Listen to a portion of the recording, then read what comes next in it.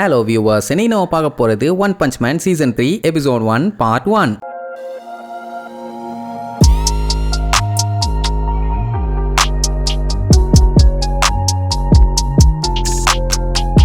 Open பண்ணா போன பாட்டில் house of எவல்யூஷனை காலி பண்ணணும்னு வந்த ஜோம்பி மேன் கடைசியில் அழிஞ்சு போச்சுன்னு தெரிஞ்ச உடனே அந்த கொரில்லாவை மீட் பண்ணி ஒரு ஃபன்னாச்சல்ல, அங்கே தான் அதை கிரியேட் பண்ண ஓனரும் இருப்பான். அவனையே மீட் பண்ணி பேசிடுவான். அவனுக்கு என்ன ஆச்சரியம்னா ஹவுஸ் ஆஃப் எவல்யூஷனில் அவன் ஏகப்பட்ட டெஸ்ட் சப்ஜெக்டை கிரியேட் பண்ணியிருக்கான். அதில் நம்பர் 66 தான் இந்த ஜோம்பி மேன். என்னோட இம்மார்டாலிட்டி எக்ஸ்பெரிமெண்ட்ல சக்சஸ் ஆன ஒரே ஆள் நீ தான்பான். பட் அவன் என்ன பண்ணிட்டான், அந்த லேபையே கம்ப்ளீட்டாக டெஸ்டாய் பண்ணிட்டு அங்கேருந்து காணாம போயிட்டான். அதுக்கப்புறம் 10 வருஷம் கழிச்சு ஜோம்பி மேனா இப்போ தான் ரிட்டர்ன் வந்திருக்க. இதில் ஹீரோ வேற ஆயிட்ட, பரவாயில்ல உன்னை நீயே மேனேஜ் பண்ணிக்கிட்டேன்னு சொன்ன உடனே கடுப்பாய் அவனை கொல்றதுக்காக கோடாரியை ஓங்குவான். அவன் பயப்படுவான்னு பார்த்தா ஒன்னும் பஞ்சாயத்து இல்ல, தாராளமா நீ வெட்டி கொள்ளு, நோ ப்ராப்ளம். அந்த ஜோம்பி மேனுக்கு என்ன புரியலன்னா எதுக்காக ஹவுஸ் ஆஃப் எவல்யூஷன் அழிஞ்சு போச்சு. அதான் இந்த டாக்டர் உயிரோட இருக்கான்ல, இவன் நினைச்சானா எத்தனை டைம் வேணாலும் அதை ரீபில்டு பண்ண முடியும் சொல்றா. உடனே அவன் கேஷுவலா சொல்லுவான், என் ரிசர்ச் ஃபெயிலியர் ஆயிருச்சு, ஒருத்தனை நான் மீட் பண்ணேன், அவன் என்னோட ஆர்டிபிஷியல் எவல்யூஷனையே அடிச்சு துவம்சம் பண்ணிட்டான், அவனுக்கு லிமிட்னு ஒன்று இருக்கானே தெரியல. ஏன்னா எப்பேற்பட்ட ஆள் உருவானாலும் அவங்க குரோத்துக்கு ஒரு லிமிட் இருக்கும். ரொம்ப ஓவரா போயிட்டாங்கன்னா அவங்க பாடி தாங்காது, மால் ஃபங்க்ஷன் ஆக ஆரம்பிச்சிடும். இல்ல அவங்களுக்குள்ள இருக்க ஹியூமனிட்டியை இழந்து அவங்க மான்ஸ்டரா மாறிடுவாங்க. கூடவே அந்த வெறியில கண்ட்ரோல் பண்ண முடியாத லெவலுக்கு போயிடுவாங்க. ஸோ காடு எல்லாத்தையுமே ஒவ்வொரு லிமிட்ல தான் படைக்கிறாரு. அப்பதான் எல்லாராலையுமே சர்வே பண்ண முடியும்னு இப்படி அவன் சொல்லிட்டு இருக்கும் போதே அங்க காரோவுக்கும் கிங் ரீப்பர் அந்த பூச்சி கடவுள் இவங்க ரெண்டு பேரும் சேர்ந்து அவனை போட்டு பயங்கரமா அட்டாக் பண்ண ட்ரை பண்றானுங்க. முடிஞ்ச அளவுக்கு காரோ சண்டை போடுவான். ஏன்னா அவன் இப்ப அடிபட்டு கொஞ்சம் வீக்கா இருக்கான். அதனால அவனுக்கு சண்டை கொஞ்சம் டஃபா தான் இருக்கும். பட் சும்மா சொல்லக்கூடாது, சண்டை வேற லெவல்ல நடக்கும். அடி வாங்கினாலும் அப்படியே ஸ்டாப் ஆகிட மாட்டான், மறுபடியும் திருப்பி சண்டைக்கு தான் போவான். இப்படியே ரெண்டு பேத்துக்கு நடுவுலையும் வேற லெவல்ல சண்டை போயிட்டு இருக்கும். மறுபடியும் அந்த டாக்டரோட கதைக்கு வருவோம். ஸோ இதனால தான் காடு வந்து எல்லாத்துக்குமே லிமிட்னு ஒன்று வச்சிருக்காருன்னு சொல்லிட்டான். ஆனா அவன் பார்த்த ஆளு டோட்டலாவே வேற அப்படின்னு நம்ம சைட்டமாவை தான் பில்டப் பண்ணிட்டு இருக்கான். அதாவது அவனுக்கு பவுண்டரின்னு ஒன்று இருக்கானே தெரியல, கொடூரமான ஸ்ட்ரென்த் உள்ளவன். ஜோம்பி மேனுக்கு ஒண்ணுமே புரியல. அப்படி லிமிட் இல்லாம ஸ்ட்ரென்த் கிடைச்சவனுக்கு கண்டிப்பா இழப்புன்னு ஒன்று இருந்திருக்கணுமேங்கிற மாதிரி கேட்பான். வேற ஒன்றும் இல்லை, அந்த இழப்பு தான் அவனோட முடி. அது மட்டும் இல்லாம தனிமையில வாழ்ந்துட்டு இருக்கான். அந்த டாக்டரோட வாரியரை அவனோட லேப்ல ஒரே அடியில காலி பண்ணிட்டு அச்சோ ஒரு அடியில செத்துட்டானா இப்படித்தான் அவன் சொன்னான். இதை கேட்டோன்னு ஜோம்பி மேன் என்ன சொல்லுவான், அட கிறுக்கு பையல, நீ சொல்றத பார்த்தா ஏதாச்சும் மால் ஃபங்க்ஷன் ஆயிருக்கும் போல, நானே லிமிட்டை தாண்டி எபிலிட்டிஸ் வச்சிருக்க ஏகப்பட்ட மான்ஸ்டர்ஸை பார்த்துருக்கேன். அப்படி இருக்கும்போது இதெல்லாம் பெரிய விஷயம் இல்லைங்கிற மாதிரி சொல்லுவான். ஆனா அந்த டாக்டர் ஒத்துக்கிற மாதிரி இல்லை. ஏன்னா இது இமேஜினேஷனையும் தாண்டின ஒரு விஷயம்னு கையை நடுங்கிக்கிட்டே தான் சொல்லுவான். அதாவது ஒருத்தன் மான்ஸ்டரா மாறணும்னா அவனுக்குள்ள இருக்க ஒரு இன்ஃபீரியாரிட்டி காம்ப்ளெக்ஸ் தான் அவனை அந்த ஃபார்முக்கு டிரான்ஸ்ஃபார்ம் பண்ணுது. இல்ல ஃப்ரஸ்ட்ரேஷன், இல்ல பாதிக்கப்பட்ட விஷயங்கள்னு ஒவ்வொருத்தருக்கு மான்ஸ்டரா மாற ஒவ்வொரு ரீசன் இருக்குது. ஆனா அப்படி அவங்க மனுஷங்கள்ல இருந்து மான்ஸ்டரா மாறும்போது அவங்க செல்ஸை பொறுத்து அவங்க மியூட்டேட் ஆயிருவாங்க. இந்த டாக்டர் கிரியேட் பண்ணவங்க எல்லாம் சயின்டிஃபிக்கா கிரியேட் பண்ணவங்க. அதாவது நான் ஹியூமன் கிரியேச்சர்ஸ் இருக்கும்ல, கொசு கொரில்லா அந்த மாதிரி ஐட்டங்கள், அதெல்லாமே மான்ஸ்டர் ஃபார்முக்கு மாறும். உதாரணத்துக்கு இந்த என்விரான்மெண்ட் பொல்யூஷனு, நாய்ஸ் பொல்யூஷனு அந்த மாதிரி. அதான் ஒரு டைம் கொசு மான்ஸ்டர் கூட ஒன்று கிரியேட் ஆச்சு. இப்படி ஒன்னொன்னு ஒவ்வொரு வெரைட்டியில இருக்குது. பட் அதனால அவங்க எல்லாருமே லிமிட்டை பிரேக் பண்ணிட்டாங்கன்னு அர்த்தம் இல்ல. சிட்டி ஜேவை கிளான் ஆஃப் சி ஃபோக்கஸ் சேர்ந்தவங்க அட்டாக் பண்ணாங்கல்ல, அது மட்டும் இல்லாம சிட்டி ஏல கூட ஒரு ஏலியன் வந்துச்சு. இதுங்க எல்லாத்தையுமே மான்ஸ்டர்ஸ்னு வேணா சொல்லலாம். அவங்க எல்லாம் பிறக்கும் போதே அப்படிதான் பிறந்தாங்க. ஆல்ரெடி மனித குலத்தோட எதிரிங்க ஒன்னொன்னு ஒரு மாதிரி இருக்கும். ஹீரோஸ் எல்லாம் ஒன்னு சேர்ந்து அதுங்களை எதிர்த்து சண்டை போடுவாங்க. அந்த ஹீரோஸுமே பிறக்கும் போது அவங்களுக்குன்னு ஒரு பொட்டன்ஷியலோட பிறந்திருப்பாங்க. அதுக்கப்புறம் ட்ரைனிங் எடுக்கிறது, பயங்கரமா பிராக்டிஸ் பண்றதுன்னு எவ்வளவு முடியுமோ அவங்களே எலிவேட் பண்ணுவாங்க. சில பேர் சைபர்நெட்டிக் என்ஹான்ஸ்மெண்ட் பண்ணுவாங்க, சில பேருக்கு ஸ்பெஷல் எபிலிட்டிஸ் இருக்கும். அதுவும் ஹியூமன்ஸ் கண்டுபிடிக்கிறத வச்சுதான். லைக் நம்ம ஜோம்பி மேன் மாதிரி, இல்ல பிறக்கும் போதே ஜீனியஸா பிறந்திருப்பாங்க இந்த டாக்டர் மாதிரி. இதெல்லாம் கிஃப்டட் எபிலிட்டிம்பாங்க. பட் ஆனா இது எதுக்குள்ளேயுமே சைட்டமா வரமாட்டான். பிறக்கும் போது ஒரு நார்மலான மனுஷனா பிறந்து ஒரு நார்மலான வாழ்க்கையை வாழ்ந்து ஸ்பெஷல் டேலண்ட்னு ஒண்ணுமே இல்லாம ஒரு ரெகுலர் மனுஷனா வாழ்க்கையை வெறுத்து போய் சுத்திட்டு இருந்தவன். ஆனா அவன் தனியா போட்ட அவனோட எஃபர்ட்னால அவனோட லிமிட்டையே தாண்டி போயிட்டான். இது ஒரு செல்ஃப் எவல்யூஷன் தான் சொல்லணும். அது மட்டும் இல்லாம இது சாதாரண விஷயமே இல்ல.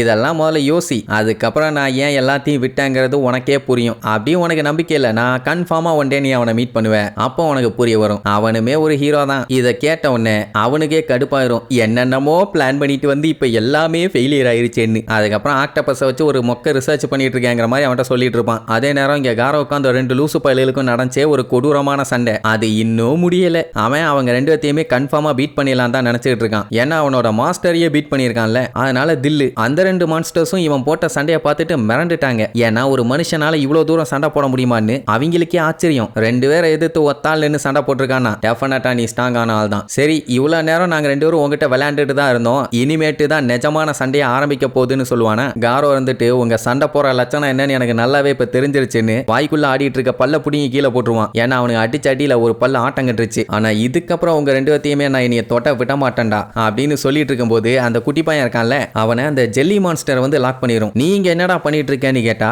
அது காரோவை ரிவெஞ்ச் எடுக்க வந்திருக்குமாமா. ஏன்னா இதுக்கு முன்னாடி காரோ அதை அடிச்சு திரிய விட்டுருக்கான். சோ அதனால அவன் கடுப்பாயி இதுக்கும் அந்த சின்ன பையனுக்கும் எந்த சம்மந்தமும் இல்ல, ஒழுங்கா அவனை விட்டுன்னு கத்திட்டு இருக்கும் போதே அந்த கிங் த ரிப்பர் இருக்கான் பாருங்க, சட்டனா பின்னாடி வந்து காரோவோட முதுகிலேயே ஒரு வெட்டு. அதுக்கு ரியாக்ட் பண்றதுக்குள்ள இன்செக்ட் மான்ஸ்டர் வந்து ஒரு அடி. அதுக்கப்புறம் அந்த ரிப்பர் வந்து வெட்டுவான் பாருங்க, வெட்டு ஏதோ கொத்து பரோட்டா போட்ட மாதிரி வெட்டுவான். இடையில வந்து அந்த இன்செக்ட் மான்ஸ்டர் தான் அவனை தடுத்து என்னடா பண்ணிட்டு இருக்க, அவனை நம்ம கொல்ல கூடாதுன்னு சொல்லும். அவன் என்னடா நீ இவ்வளவு சீக்கிரமா வந்து தடுத்துட்ட, இப்பவே லேட்டு, அவன் பாடியில வர ரத்தத்துக்கு இந்நேரத்துக்கு அவன் செத்து இருப்பான், இது லேட்டு தம்பி, சரி இப்பதான் எனக்கு திருப்தியா இருக்குது போலாமா அப்படின்ட்டு அங்க இருந்து கிளம்பிடுவானுங்க. இங்க காரோ ரத்த வெள்ளத்துல கிடப்பான். அப்படியே கட் பண்ணா இங்க கிங் உட்கார்ந்து கேம் விளையாண்டுட்டு இருக்கான். ஜீனோஸ் அதை வெறித்தனமா பார்த்துக்கிட்டு இருக்கான். என்ன இவன் பாக்குறதுல இவ்வளவு வெறித்தனம் காட்டிட்டு இருக்கான்னு அவனுக்கே பீதியாகும். கேமையும் அவன் முடிச்சிட்டான், ஆனாலும் வெறித்தனமா பார்த்துட்டு இருப்பான். என்னன்னா இந்த கேமை கிங்கும் முடிச்சிட்டான், நம்ம சைட்டமாவும் முடிச்சிட்டான், ஆனா இவனால அதை முடிக்க முடியல. அப்படின்னா நான் இன்னும் லெவலப் ஆகணும், அதுக்கு நான் இன்னும் ஒர்க் பண்ணணும் அப்படின்னு ஒரு கேமுக்காண்டி சீரியஸா பேசிட்டு இருப்பான். சரி ரொம்ப லேட் ஆயிருச்சே, சைட்டமா இன்னும் வரலையேங்கிற மாதிரி கிங் சொல்லுவான். பின்ன கண்மூடித்தனமா அந்த ஹீரோ ஹண்டர் யாருன்னே தெரியாம அவனை தேடி போறேன்ட்டு போயிருக்கான். அப்படி இருக்கும்போது எப்படி அவனை கண்டுபிடிக்க முடியும்? அது மட்டும் இல்லாம அவன் மான்ஸ்டர்ஸோட ஹைட் அவுட்ல போய் மறைஞ்சிருப்பான், ரொம்ப கஷ்டங்கிற மாதிரி சொல்லுவானுங்க.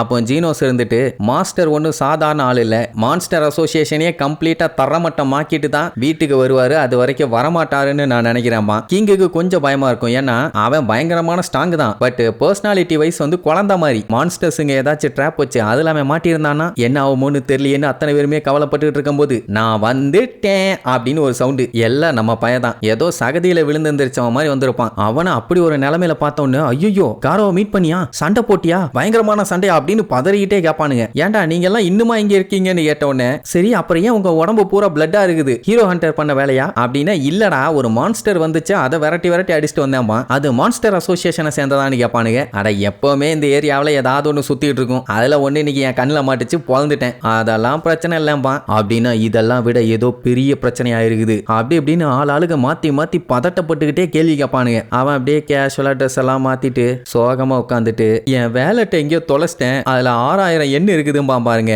எல்லாத்துக்கும் தொங்கிரும். அட பாவி காரோ கூட சண்டை போட்டேன்னு நினைச்சோம்பாங்களா. உடனே அவன் பதறிக்கிட்டு எனக்கு இப்பதான் ஞாபகம் வருது, ஒருத்தன் ரெஸ்டாரண்ட்ல சாப்பிட்டுட்டு பில்லு கட்டாம போயிட்டான்னு சொல்லி அவனை விரட்டிக்கிட்டு நான் பின்னாடியே போனேன், அங்க நான் வீட்டுக்காக வாங்கிட்டு வந்த முட்டைக்கோசை விட்டுட்டு வந்துட்டேன் யான்னு புலம்புவான். ஜீனோ சொன்னேன் நான் வேணா போய் அதை ரெக்கவர் பண்ணிட்டு வரேன்பா. உடனே அந்த பெரியவர் வேணா ஜீனோஸ் உனக்கு அடிபட்டு இருக்குது நான் பாத்துக்கிறேன் பாரு. ஆட பாவிகளா, ஒரு முட்டைக்கோசு காடா இவ்வளவு பில்டப் பண்ண உடனே ஃபுபுக்கி அங்க வந்து என்னப்பா எல்லாம் ஜாலியா என்ஜாய் பண்ணிட்டு இருக்கீங்க போலாம்பா, நீ இங்கி வந்துட்டியா உனக்கு என்ன வேணும்னு கேட்டா அவ சைட்டாம பிடிச்ச வண்டியா திட்டுவா. அந்த டைம் அவ கையில பாத்தீங்கன்னா அந்த முட்டைக்கோசு இருக்கும். எவ்வளவு பெரிய கேங் லீடரவ அவளை முட்டைக்கோசை தூக்க விட்டுட்டாங்க, நல்ல வேலை நீ காப்பாத்திட்ட, இன்னைக்கு நைட்டு செமையா ஒரு சூப்பை வச்சு குடிச்சிட வேண்டியதான்பா. வேற ஏதாச்சும் என்கிட்ட சொல்லணுமான்னு கோபமா கேப்பா. வேற என்ன என் முட்டைக்கோசை நீ கொண்டு வந்ததுக்காக ரொம்ப ரொம்ப நன்றிமா, அது மட்டும் தானாடா பில்ல கட்ட சொல்லிட்டு எஸ்கேப் ஆயிட்டலடான்னு சொல்லி பச்சை பச்சையா திட்டுவா.